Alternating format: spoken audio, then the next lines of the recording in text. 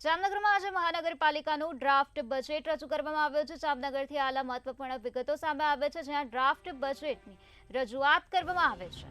આજે મહાનગરપાલિકાનું draft budget રજૂ કરાયું છે। બજેટ પહેલા કોંગ્રેસના કોર્પોરેટરોનો હાઈ વોલ્ટેજ ડ્રામા જોવા મળ્યો છે। કોર્પોરેટર રચના નંદાણીયાએ દરવાજો બંધ કરી દીધો છે, તો પ્રવેશવાનો દરવાજો બંધ કરી અધિકારીઓને રોકી લેવામાં આવ્યા છે। સ્ટેન્ડિંગ કમિટી હોલ બહાર દરવાજે બેસીને અનોખો વિરોધ નોંધાવવામાં આવ્યો છે।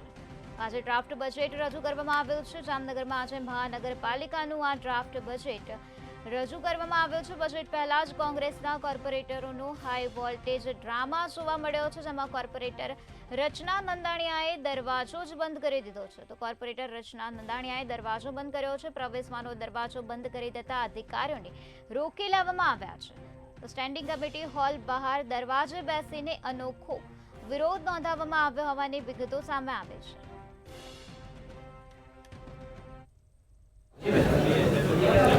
આજે હું પબ્લિકના ન્યાય માટે અને કૂતરાઓના ન્યાય માટે અહીંયા બેઠી છું।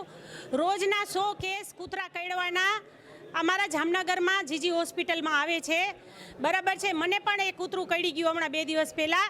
એટલે 2 ધારાસભ્યએ અત્યારે સત્ર ચાલુ છે, તો અહીંયા સત્રમાં બજેટમાં પણ કૂતરાની કોઈ પણ એક જગ્યા ફાળવવી જોઈએ।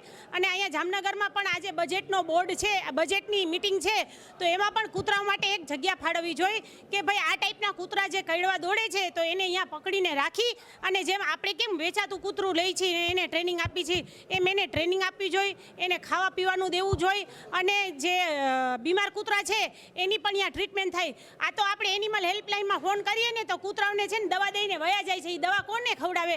એટલે પબ્લિકને પણ ફૂલ કૂતરા કરડે છે, એને કારણે મા બાપ રોતા હોય છે, ગઈઢાઓ રોતા હોય છે, ઘણાને હાર્ટ એટેક આવી જાય છે, ઘણાની મૃત્યુ થઈ જાય છે।